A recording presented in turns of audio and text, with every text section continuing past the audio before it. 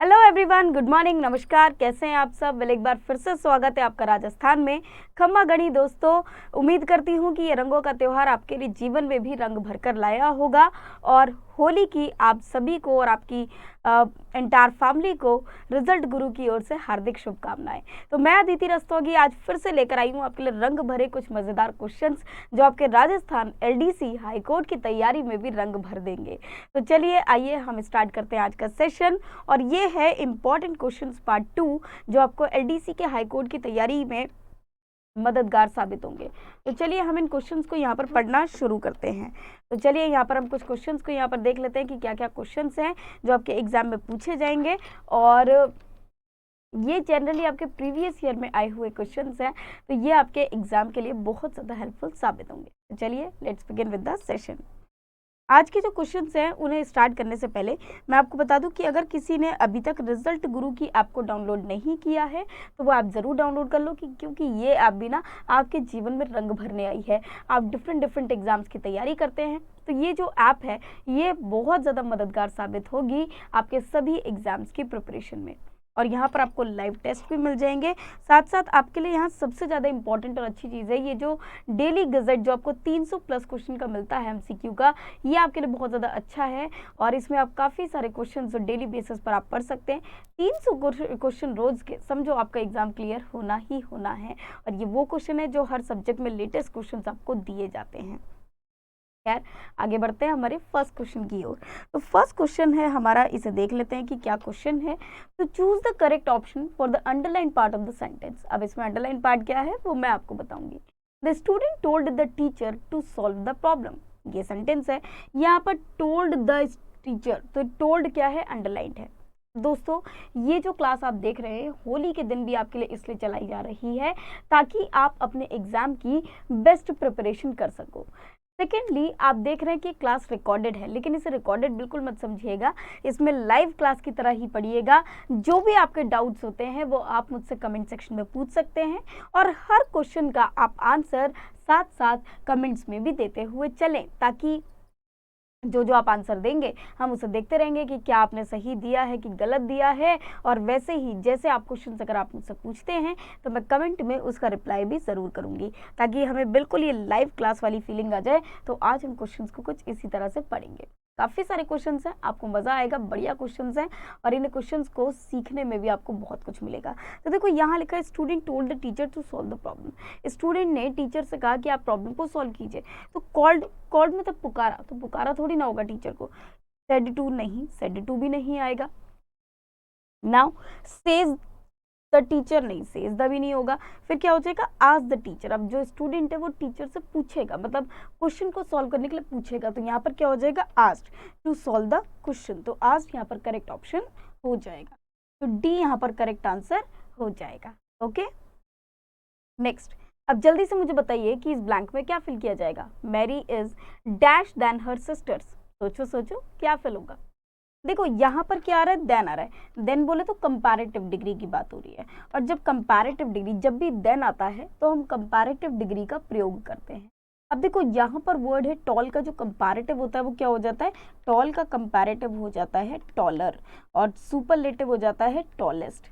तो यहाँ पर हमारा जो आंसर आ जाएगा वो क्या हो जाएगा? टॉलर। तो मेरी is taller then her sisters, कि मेरी अपनी सिस्टर्स से ज़्यादा लंबी है। अब देखिए जो टॉलेस्ट है वो जब यूज़ होता है जब एक का कंपैरिजन हम बाकी सब से करते हैं, वहाँ पर हम देन का प्रयोग नहीं करते।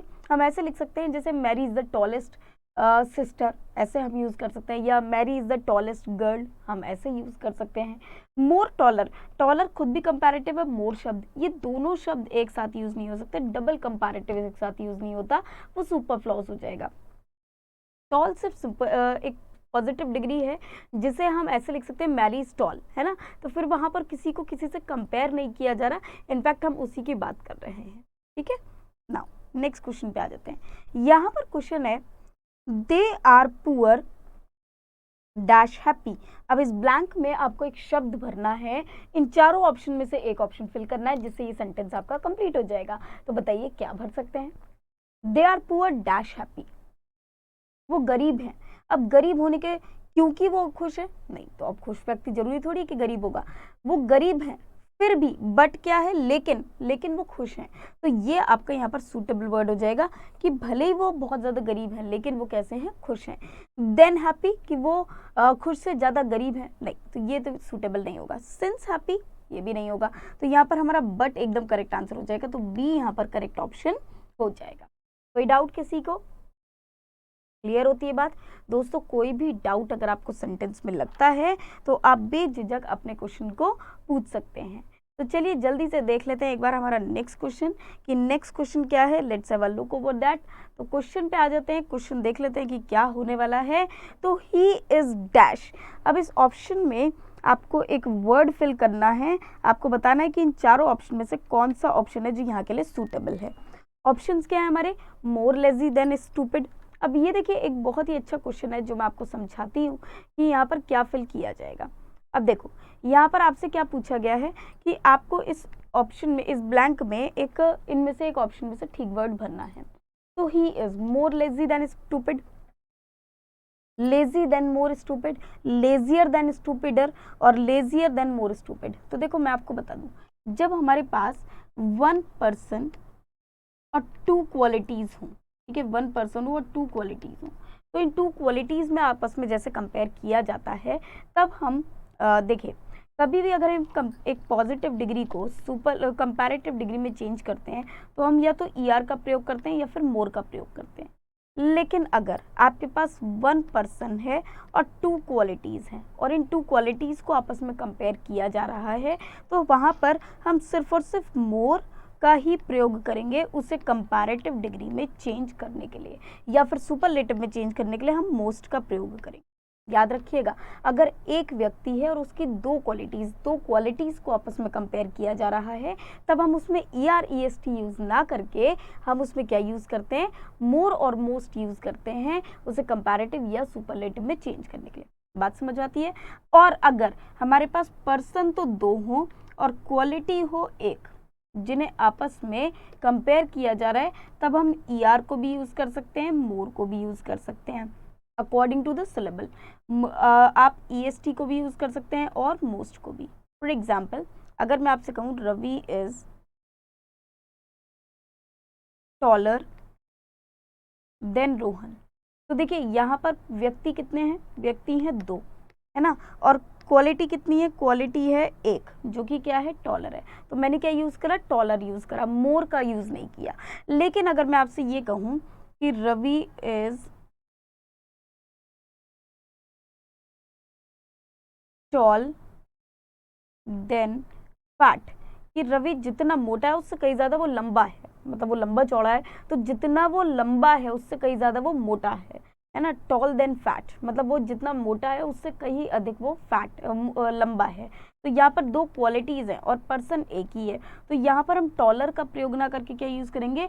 मोर टॉल देन फैट, कि वो मोटे से ज़्यादा वो लंबा है ना, जितना वो मोटा नहीं है उससे कहीं ज़्यादा वो लंबा है। तो यहाँ पर क्या हो जाएगा? Ravi is more tall than fat. तो ये हमारे करेक्ट सीक्वेंस हो जाएगा, ये दोनों ही सेंटेंस हमारे करेक्ट हो जाएंगे इसके अकॉर्डिंग। ये बात समझ में आई ना? अगर नहीं समझ में आती है तो आप कमेंट ज़रूर कीजिएगा, मैं आपको इसे एक बार फिर से एक्सप्लेन कर दूंगी। फिर से सुनिए, अगर हमारे पास एक पर्सन और दो क्वालिटीज़ हैं तो हम एक वर्ड को कंपैरेटिव में चेंज करने के लिए या फिर सुपरलेटिव में चेंज करने के लिए ER EST का भी प्रयोग कर सकते हैं, मोर और मोस्ट का भी प्रयोग कर सकते हैं। कब? जब पर्सन दो हो और क्वालिटी एक हो और उन दो पर्सन की एक ही क्वालिटीज़ को आपस में कंपेयर किया जा रहा हो। लेकिन अगर पर्सन एक हो और क्वालिटी दो हो, उस केस में हम एक शब्द को कंपैरेटिव में या सुपरलेटिव में चेंज करने के लिए सिर्फ और सिर्फ मोर और मोस्ट का प्रयोग करते हैं, ER और EST का प्रयोग नहीं करते हैं। अब यहाँ पर है ही इज। अब यहाँ पर दो क्वालिटीज़ हैं, एक लेजी और एक स्टूपिड। तो जब दो क्वालिटी हैं एक ही पर्सन की तो वहाँ पर IER तो हो ही नहीं सकता, मतलब लेजियर तो आएगा ही नहीं। तो हम क्या यूज़ करेंगे? मोर लेजी दैन स्टूपिड, कि वो जितना स्टूपिड है ना उससे कहीं ज़्यादा तो वो लेजी है, मतलब जितना वो बेवकूफ़ है उससे कहीं ज़्यादा वो क्या है? आलसी है। तो यहाँ पर क्या हो जाएगा? ये बड़ी अच्छी क्वालिटीज़ बताई जा रही है किसी व्यक्ति की, तो यहाँ पर ए ऑप्शन हमारा क्या हो जाएगा? करेक्ट हो जाएगा, क्योंकि इसमें IER वाला तो फंडा ही नहीं लग सकता, है ना। मोर स्टूपिड भी नहीं होगा, और यहाँ पर क्या होगा, स्टूपिडियर का तो सवाल ही नहीं उठता, और लेजियर देन मोर स्टूपिड ये भी गलत हो जाएगा। तो आपका जो करेक्ट आंसर है वो क्या हो जाएगा, ए। तो A is absolutely correct answer. I hope आपको ये समझ में आया होगा। ना समझ में आया हो, कोई डाउट हो, तो भैया आपको करना क्या है, आपको सीधे सीधे कमेंट सेक्शन पे जाना है, लिखना है कि मैम मुझे ये बात नहीं समझ में आई। मैं क्लास में आपको फिर से ये बात बता दूंगी या कमेंट का रिप्लाई ज़रूर करूंगी, ताकि आपको ये चीज़ें समझ में आ जाएं। और एक सीक्रेट मैं आपको बताती हूँ यहाँ पर, अगर हम किसी वर्ड को कंपोजिटिव से कंपैरेटिव या सुपरलेटिव में चेंज करते हैं, तो हमें वहाँ पर सिलेबल को चेक करना होता है। अब ये सिलेबल क्या होता है, इसे मैं आपको एक स्क्रीन लेकर बता देती हूँ। देखिए सिलेबल क्या होता है, सिलेबल का मतलब होता है जिसमें पहले एक वॉवल आ जाए और फिर एक कॉन्सोनेंट आ जाए, पहले एक वाल और फिर एक कॉन्सोनेंट, तो ये होता है आपका सिलेबल। तो जैसे मान लीजिए अगर लिखा है ई आर, या ऐसे ले लीजिए सपोज ओ एम, है ना, ओ एम ले लेते हैं, तो ओ आपका वॉवल है, फिर कॉन्सोनेंट है, तो ये एक सिलेबल कहलाएगा। अब आपको हर शब्द में देखना है कि कितने सिलेबल हैं, तो कितने सिलेबल हैं ये आपको चेक करने हैं। और अगर आपके वर्ड में एक सिलेबल हो या एक से अधिक हो, एक या फिर मोर देन वन, तो देखिए अगर सिर्फ एक ही सिलेबल होता है तो हम एक पॉजिटिव को कंपैरेटिव या सुपरलेटिव में चेंज करने के लिए ईआर या ईएसटी का प्रयोग करते हैं।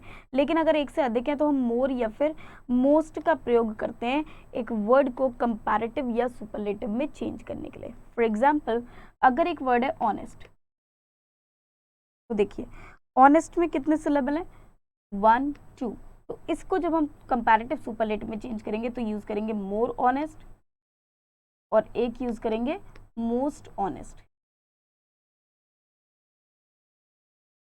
लेकिन अगर वर्ड है सपोज मैं ले लेती हूँ शॉर्ट, SHORT, तो अब इस वर्ड में कितने सिलेबल है, ओनली 1, है ना, OR, ठीक है, OR एक ही सिलेबल है, तो ये बन जाएगा शॉर्टर और शॉर्टेस्ट। तो यहाँ कहीं भी हम मोर शॉर्ट मोस्ट शॉर्ट का नहीं, हम शॉर्टर शॉर्टेस्ट का यूज़ कर सकते हैं। जबकि ऑनेस्ट में हम ऑनेस्टर ऑनेस्टेस्ट ऐसा कोई शब्द यूज़ नहीं कर सकते, क्योंकि वहाँ 2 सिलेबल है, तो हम क्या यूज़ करेंगे, मोर और मोस्ट का प्रयोग करेंगे उसे कंपैरेटिव और सुपरलेटिव में चेंज करने के लिए। To convert a word into comparative and superlative respectively, we use more and most if the word contains more than 1 syllable, and if the word contains only 1 syllable, we use only ER or EST to convert the word into comparative or superlative respectively.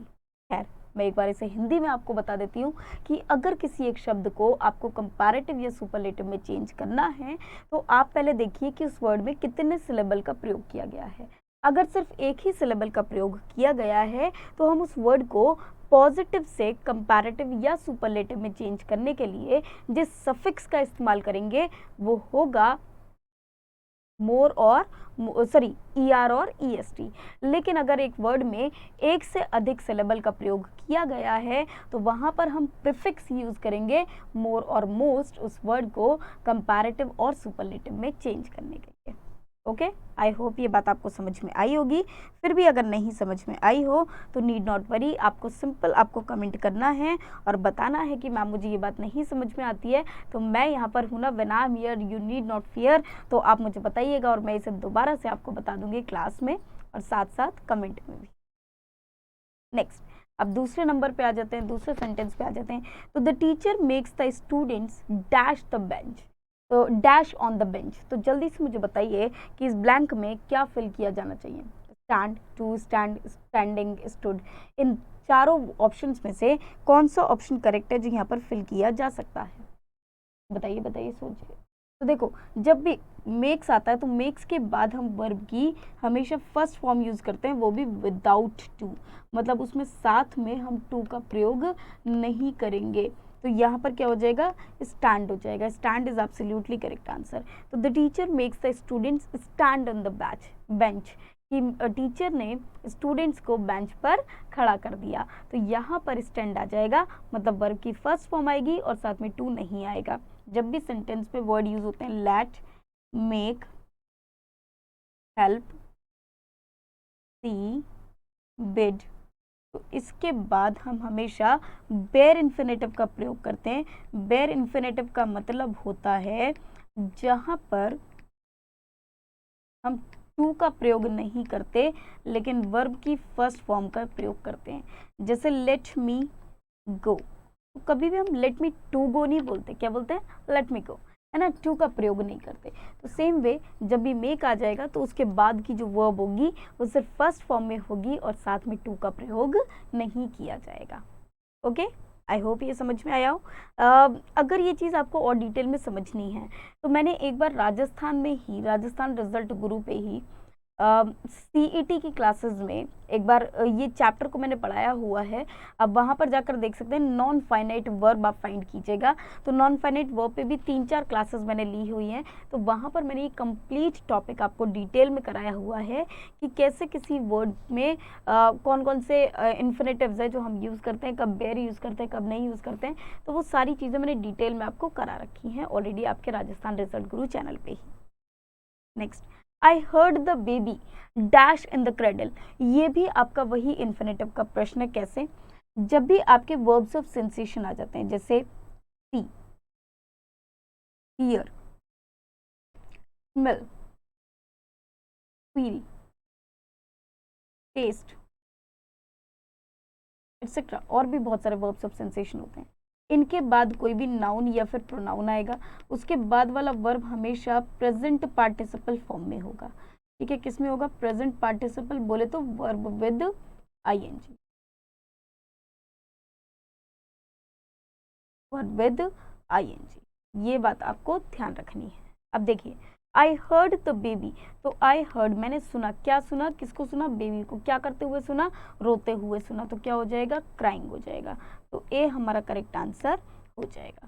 ठीक है, ए हमारा correct answer हो जाएगा। Next question, I saw him dash the river. तो I saw him, मैंने उसको देखा क्या करते हुए? रिवर को क्रॉस करते हुए। फिर से वही बात आ गई, सॉ आ गया, सॉ के बाद हिम जो कि एक प्रोनाउन है, तो इसके बाद हम प्रेजेंट पार्टिसिपल का प्रयोग करेंगे और प्रेजेंट पार्टिसिपल का मतलब होता है वर्ब विद आईएनजी। यहाँ पर क्या आ जाएगा? Crossing the river. क्लियर होती है बात? तो बी यहाँ पर करेक्ट आंसर हो जाएगा। किसी को कोई डाउट यहाँ तक? जल्दी से मुझे कमेंट करके बताइए, कोई भी डाउट किसी को। और अगर किसी को कोई डाउट नहीं है तो कमेंट करके ये भी बता दीजिएगा कि हाँ आपको ये चीज़ें समझ में आ रही हैं, क्लास पसंद आ रही है। और अगर क्लास पसंद आ रही हो तो भैया लाइक करना और शेयर करना ना भूलिएगा। तो चलिए आ जाते हैं नेक्स्ट क्वेश्चन पे। इसी बात पर नेक्स्ट क्वेश्चन देख लेते हैं। It was very cold that night. उस दिन बहुत ज़्यादा ठंडा था। तो अब आपको क्या बताना है कि ये कौन सा टेंस होगा, ये कैसा कौन सा टेंस होगा। तो देखिए, जब वॉज की बात आ रही है तो वॉज क्या हो जाता है? आपका पास्ट वाली बात आ जाती है। वॉज किस में आ जाता है? पास्ट की बात आ जाती है। अच्छा, यहाँ पर वॉज के बाद वर्ब विद आईएनजी नहीं है, मतलब ये आपका पास्ट कंटिन्यूअस नहीं होगा। तो ये इट वॉज, उस दिन ऐसा था। कैसा था? बहुत ज़्यादा ठंडा था। तो वेरी कोल्ड, वेरी आपका एडवर्ब है, ये आपका एडजेक्टिव है ना, ये एडजेक्टिव है, ये आपका एडवर्ब है। तो ये आपका वॉज यहाँ पर क्या हो जाता है? वॉज आपका यहाँ पर मेन वर्ब की तरह यूज हो रहा है। और जब मेन वर्ब की तरह यूज हो रहा है तो ये सेंटेंस हमारा पास्ट इनडेफिनिट होगा, ना कि आईएनजी वाला, मतलब कंटिन्यूअस होगा। और ये क्या हो जाता है आपका? इसे हम सिंपल पास्ट के नाम से भी जानते हैं। ठीक है, किसके नाम से जानते हैं? सिंपल पास्ट के नाम से। वर्ब जब भी आपको बी की फॉर्म शो करे या पोजीशन की फॉर्म शो करे या एक्शन की फॉर्म शो करे तो वो वर्ब मेन वर्ब की फॉर्म में होता है। यहाँ पर वॉज क्या है? आपकी बी की पास्ट फॉर्म है, जिसका मतलब है कि उस दिन बहुत ठंडा था। तो ये उस दिन के स्टेट को दिखा रहा है, उस दिन की स्टेट ऑफ पोजीशन को दिखा रहा है कि उस दिन कैसा दिन था, उस दिन कैसा दिन था, उस दिन ठंडा दिन था। तो ये क्या है? ये आपका कोई भी एक प्रोसेस नहीं है। तो जब कोई प्रोसेस नहीं है, कोई टेम्पररी एक्शन नहीं है, कंटिन्यूस नहीं होगा। कंटिन्यूस में सिर्फ और सिर्फ वो आता है जो कि टेम्पररी हो, जो कि प्रोसेस में हो, जो कार्य चल रहा हो। यहाँ पर कोई भी कार्य चल नहीं रहा है, यहाँ पर बताया जा रहा है कि उस दिन कैसा था? ठंड थी उस दिन। जैसे मैंने कहा कि आज होली है, तो टुडे इज होली, तो आज होली है, मतलब ये चीज़ आज है। तो ये इनडेफिनिट है, ये कभी भी कंटिन्यूस नहीं होगा क्योंकि प्रोसेस में नहीं है, ये तो है। है ना। तो जो चीज़ है वो कभी भी हम आईएनजी फॉर्म में नहीं लिखते और वो कंटिन्यूस नहीं होती, वो हमेशा इंडेफिनिट में या सिंपल सेंटेंसेस में जाती है। सेम वे ये सेंटेंस भी आपका क्या हो जाएगा, सिंपल पास्ट या फिर पास्ट इंडेफिनिट हो जाएगा। तो आपका आंसर हो जाएगा ए। क्लियर होती है बात।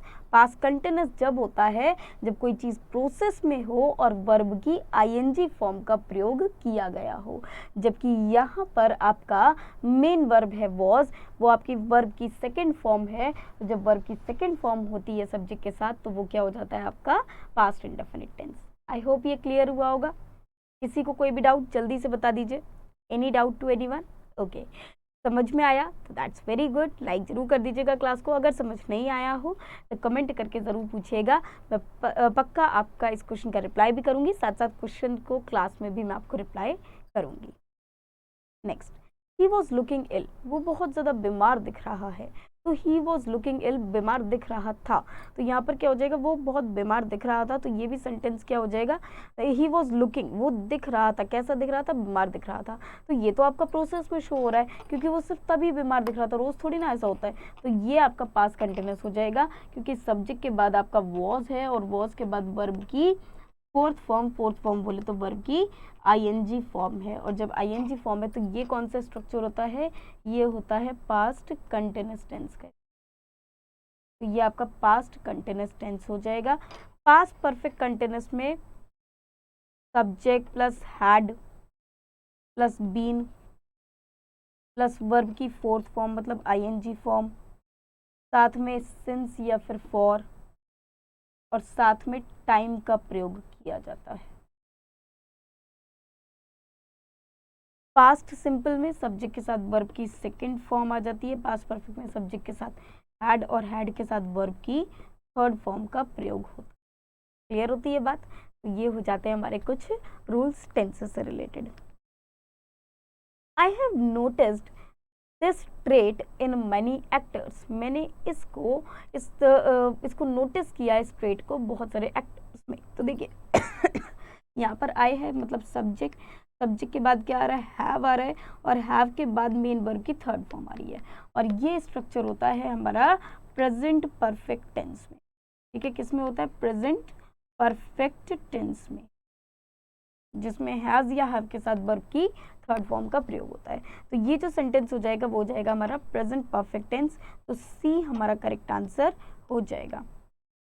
सिंपल प्रेजेंट सब्जेक्ट के साथ वर्ब की फर्स्ट फॉर्म या फिर वर्ब की फिफ्थ फॉर्म हम बोलते हैं एस और ई एस फॉर्म को।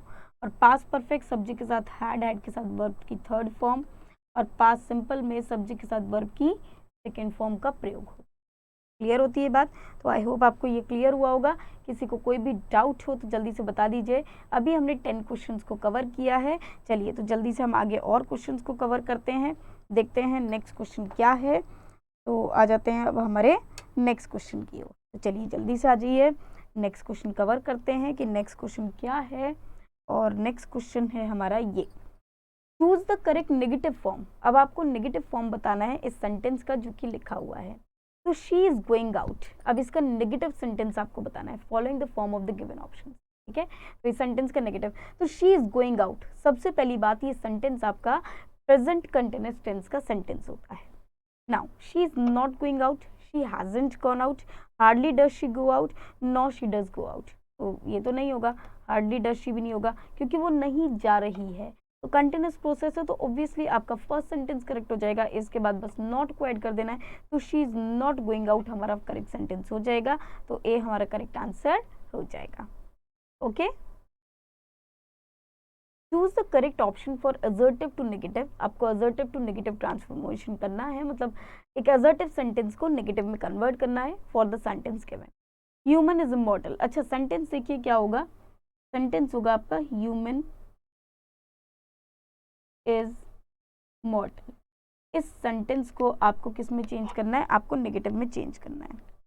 तो इसे नेगेटिव में जब चेंज करेंगे तो बात का ध्यान रखेंगे कि हमारे सेंटेंस का मीनिंग चेंज नहीं होना चाहिए।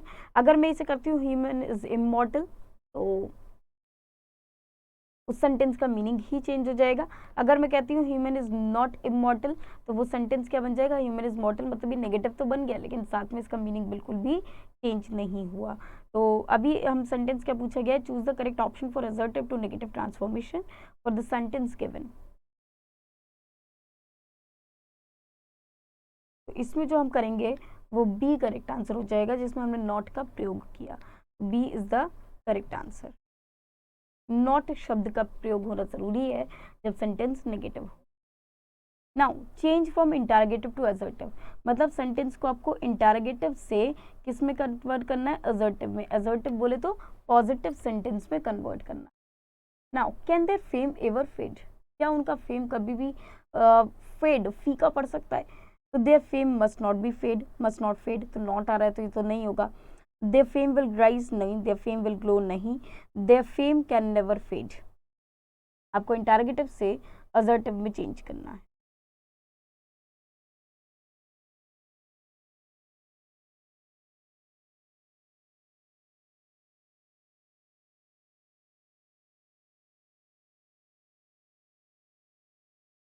इसका जो आंसर है वो डी वाला करेक्ट आंसर हो जाएगा। I do not know him. चलिए अब इसको क्या करते हैं हम, किस में चेंज करना है हमें?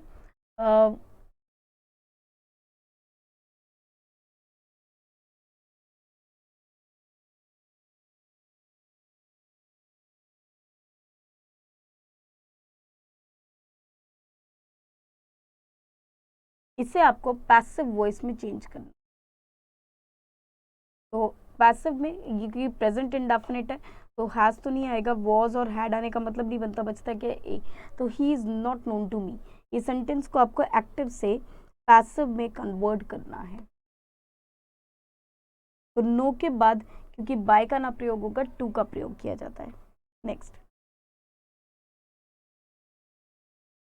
in the sentences given below change into active voice by electing the correct alternative। तो आपको इस सेंटेंस को एक्टिव वॉइस में बनाना है, ये सेंटेंस ऑलरेडी पैसिव में है। The student was refused admission by the teacher, तो स्टूडेंट है उसको रिफ्यूज कर दिया गया एडमिशन के लिए। तो हम चेंज कर लेते हैं। तो देखो अब यहाँ पर जब चेंज करेंगे तो ऑब्जेक्ट हमारा बता, सब्जेक्ट क्या रहना चाहिए, द टीचर रहना चाहिए। तो the teacher refused the student. अब इसमें देख लेते हैं, the teacher refuse to admit the student, the teacher refused having no to admit the student, the teacher refused admission to the student, the teacher refused that the student we should be admitted, ये नहीं होगा। the teacher refused to admit the student, और यहाँ पर क्या use करा गया, इन्होंने एडमिशन का यूज करा गया, was refused admission। तो इसीलिए हम यहाँ पर क्या हो जाएगा, सी करेक्ट आंसर लेंगे। the teacher refused admission to the student, तो सी हमारा करेक्ट आंसर हो जाएगा। Okay next, He was laughed at by all his friends। अब इसको फिर से आपको, ये पैसिव में है ऑलरेडी और पैसिव से इसे किस में चेंज करना है, आपको एक्टिव में चेंज करना है। तो देखो जब इसे चेंज करेंगे तो हमने एक चीज़ देखी कि लाफ्ड एट एक साथ लिखा हुआ है, मतलब अब जब हम इसे चेंज करेंगे तो लाफ्ड एट को हमेशा हम साथ में ही रखेंगे। तो all his friends laugh at him, तो देखिए सेंटेंस क्योंकि पास्ट का बन रहा है तो यहाँ पर लाफ नहीं आएगा क्योंकि पास्ट की बात आ रही है। तो वर लाफिंग, लाफिंग का तो कोई मतलब नहीं है, बीइंग थोड़ी ना आ रहा है तो लाफिंग का मतलब नहीं होगा, कीप लाफिंग भी नहीं होगा। तो all his friends laughed at him, तो डी हमारा करेक्ट आंसर हो जाएगा। D is absolutely correct answer. Next, choose the correct indirect speech of the following sentence from the given option. अब आपको ये सेंटेंस गिवन है जिसकी इनडायरेक्ट स्पीच आपको बतानी है। चलिए इसकी इनडायरेक्ट स्पीच भी देख लेते हैं कि क्या होगी। Now he said to him, are you fine, ये आर है, ARE है ना, आर यू फाइन उन्होंने पूछा। तो देखो जब भी हम इस सेंटेंस की बात करेंगे पहले ध्यान से समझिएगा, जो ये सेड टू है इसको हम चेंज करेंगे किस में, क्योंकि क्वेश्चन पूछा गया है तो क्वेश्चन के अकॉर्डिंग हम क्या यूज करेंगे, आस्क्ड में। दूसरा, जब क्वेश्चन को आर से स्टार्ट किया जाए मतलब किसी भी हेल्पिंग वर्ब से, तो उसमें हम वेदर या फिर इफ का प्रयोग करते हैं, या तो वेदर का प्रयोग करते हैं या फिर इफ का। सेकेंड थिंग, यू आ रहा है तो यू सेकेंड पर्सन प्रोनाउन है, और second person pronoun according to object use होता है, और ऑब्जेक्ट क्या है, हिम है। तो अब चेंज करना शुरू करते हैं। तो शी आस्क्ड दैट इफ, अब देखो दैट कभी भी सेंटेंस में प्रयोग नहीं होता तो फर्स्ट ऑप्शन इनकरेक्ट हो जाएगा। She asked him if he is fine, तो क्योंकि सेंटेंस प्रेजेंट में है और उसे किस में पहुंचाना है, पास्ट में, तो ये भी हमारा गलत हो जाएगा, इज नहीं आएगा। She told him whether you are fine, और she asked him whether he was fine, तो यू आर फाइन का भी मतलब नहीं बनता, बचता क्या है डी, तो डी हमारा करेक्ट आंसर हो जाएगा, D is absolutely correct answer. ठीक है, तो डी हमारा एब्सोल्युटली करेक्ट आंसर हो जाएगा। Any doubt? चलिए तो बढ़ जाते हैं आगे सेंटेंस पे, नेक्स्ट सेंटेंस पे। अगेन आपको direct speech the following sentence, मतलब अब आपको सेंटेंस ये इनडायरेक्ट स्पीच में है जिसे डायरेक्ट स्पीच में कन्वर्ट करना है। अब एक बात ध्यान रखिएगा, जब भी ये सेज आ रहा है तो हमारी जो टेंस है वो चेंज नहीं की जाती है। अगर रिपोर्टेड वर्ब है ना, जो रिपोर्टिंग वर्ब और रिपोर्टेड स्पीच, तो रिपोर्टिंग वर्ब की टेंस में अगर कोई भी चेंज नहीं है, मतलब अगर ये रिपोर्टिंग वर्ब की टेंस या तो प्रेजेंट में है या फिर फ्यूचर में है, तो रिपोर्टेड स्पीच के टेंस में कोई भी चेंज नहीं किया जाएगा। तो देखिए ही सेज, जब ये सेज मतलब ये प्रेजेंट में है, तो इसका मतलब जो इसकी टेंस रही होगी वही इसकी टेंस डायरेक्ट स्पीच में भी रही होगी। तो he says that the king will, अब देखो जब इन डायरेक्ट स्पीच में कन्वर्ट करना है तो दैट तो आएगा नहीं। He says the king would come, he says the king came, ये भी नहीं होगा, ये भी नहीं होगा, द किंग विल कम, तो डी हमारा करेक्ट आंसर हो जाएगा। डी हमारा क्या हो जाएगा, एब्सोल्युटली करेक्ट आंसर हो जाएगा। Any doubt? क्लियर होती है बात? चलिए तो बढ़ जाते हैं इसी बात पे नेक्स्ट क्वेश्चन की ओर, देखते हैं नेक्स्ट क्वेश्चन का आंसर किसके पास है। यस, नेक्स्ट क्वेश्चन देख लेते हैं, तो जल्दी से बताइए कि नेक्स्ट क्वेश्चन का आंसर क्या होगा।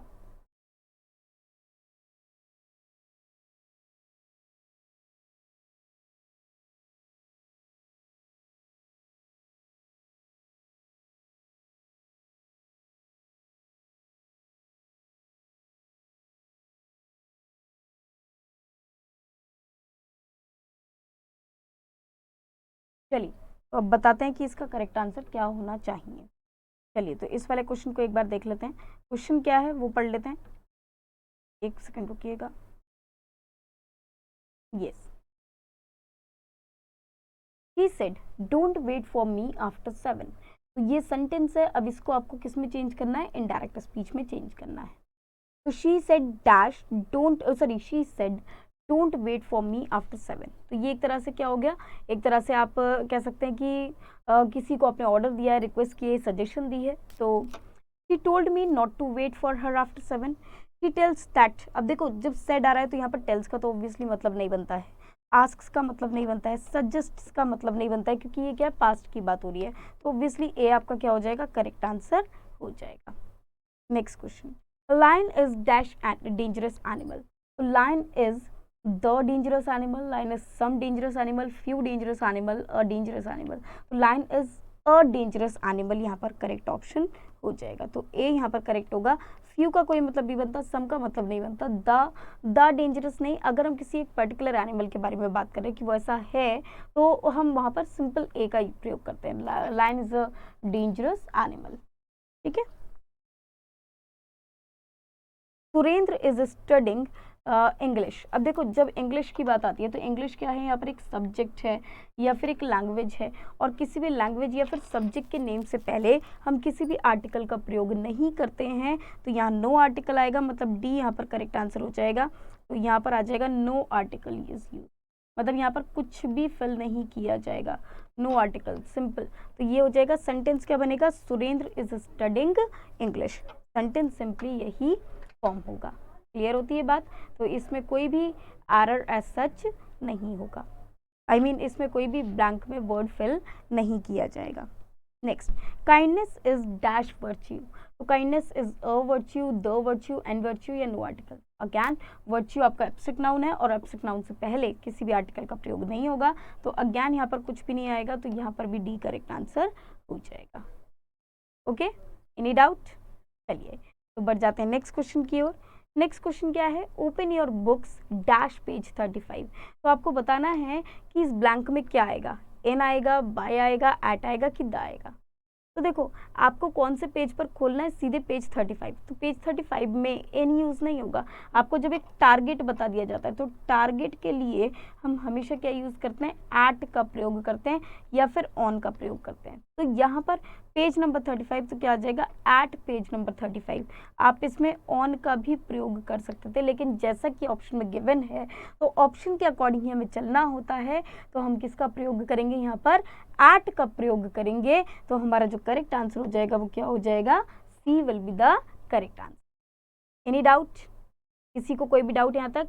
दोस्तों कोई भी डाउट होगा तो प्लीज़ ज़रूर बताइएगा ताकि हम उसको रेक्टिफाई कर सकें। Next, he wrote ink. अब आपको बताना है कि कौन सी प्रपोजिशन फिल होगी। तो देखो यहाँ पर जो ब्लैंक है वो हो जाएगा इंक से पहले। जो ब्लैंक है वो कहाँ है, इंक से पहले। तो ये सेंटेंस है आपका, ही रोट डैश इंक। तो बताइए यहाँ पर ब्लैंक में क्या फिल किया जाएगा। देखो एक बात याद रखिएगा, जब भी हम कोई वर्क करते हैं तो उसे करने के लिए हमें किसी ना किसी चीज़ की ज़रूरत पड़ती है। उस चीज़ को हम बोलते हैं इंस्ट्रूमेंट। ठीक है, उस चीज़ को हम क्या बोलते हैं, इंस्ट्रूमेंट। जैसे मान लीजिए मैं पेन से लिख रही हूँ तो मुझे किसकी रिक्वायरमेंट पड़ रही है, पेन की। तो ये पेन मेरे लिए क्या हो गया, इंस्ट्रूमेंट हो गया। अब देखो ये इंस्ट्रूमेंट दो तरह के होते हैं। कैसे दो तरह के होते हैं, एक होता है ये काउंटेबल, जिसको आप काउंट कर सकते हैं, और एक होता है अनकाउंटेबल, जिसको काउंट नहीं कर सकते। अब जैसे मान लीजिए पेन है, तो पेन को आप काउंट कर सकते हैं, फिजिकल है ये, पेन को आप काउंट कर सकते हैं। तो जैसे 1 पेन 2 पेन तो आप काउंट कर सकते हैं। जब भी कोई चीज़ काउंटेबल होगी उसे शो करने के लिए हम यूज़ करते हैं विद का, और जब कोई चीज़ अनकाउंटेबल होगी तो उसे शो करने के लिए हम लोग यूज़ करते हैं इन का। जैसे मैं इस पेन का प्रयोग कर रही हूँ लिखने के लिए, और मैं पेन का प्रयोग कर रही हूँ लेकिन किससे लिखने के लिए, ब्लू इंक में लिखने के लिए। मतलब मैंने इंक में लिखा और इंक किस कलर की है, ब्लू कलर की है। मतलब मैंने जिस कलर का प्रयोग किया वो कैसा है, ब्लू है। और कलर तो अनकाउंटेबल है ना, वो थोड़ी ना काउंट होगा। तो जो चीज़ अनकाउंटेबल होती है उसके लिए हम क्या यूज़ करते हैं, इन का प्रयोग करते हैं। तो ही रोट, अब इंक की बात आ रही है, इंक क्या है, अनकाउंटेबल है, तो हम क्या यूज़ करेंगे, इन यूज़ करेंगे। तो ही रोट इन इंक। इससे पहले भी अभी एक सेंटेंस जब आया था तो मैंने डॉग के लिए विद स्टिक यूज़ करा था।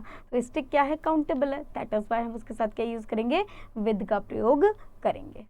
ओके, कोई डाउट यहाँ तक क्लियर हो गया हो तो लाइक जरूर करना, शेयर जरूर करना, और अगर कोई डाउट हो तो कमेंट करके जरूर बताइएगा।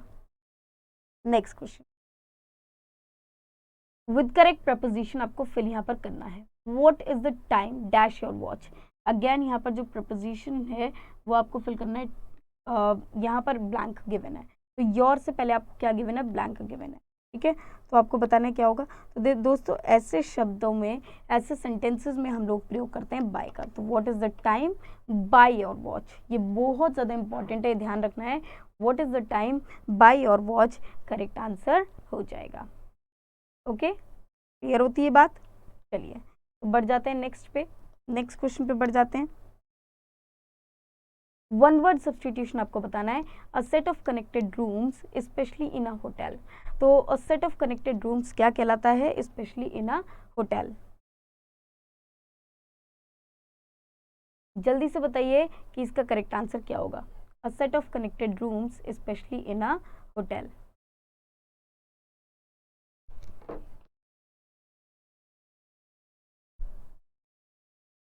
A set of connected rooms especially in a hotel। जल्दी से बताइए इसका करेक्ट आंसर क्या होगा। I am giving you some time. Yes, तो इसको बोला जाता है सूट। इस तरह का एरिया को क्या बोला जाता है, सूट बोला जाता है। A small amount of food eaten before a meal। तो एक स्मॉल अमाउंट ऑफ फूड जो कि हम बिफोर मील खाते हैं, तो a small amount of food eaten before a meal।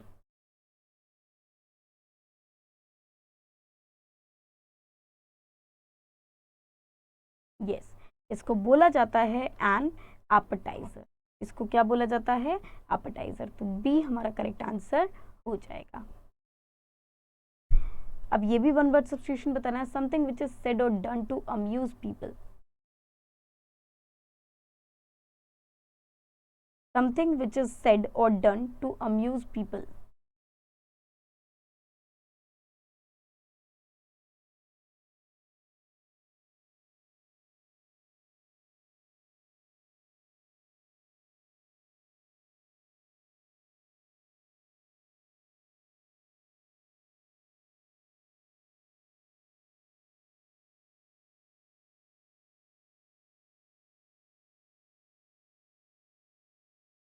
Yes, इसको बोला जाता है जेस्ट। जेस्ट का मतलब क्या होता है? कार्टून की जैसे बातें करना, हंसाना सबको, जोकर वाला।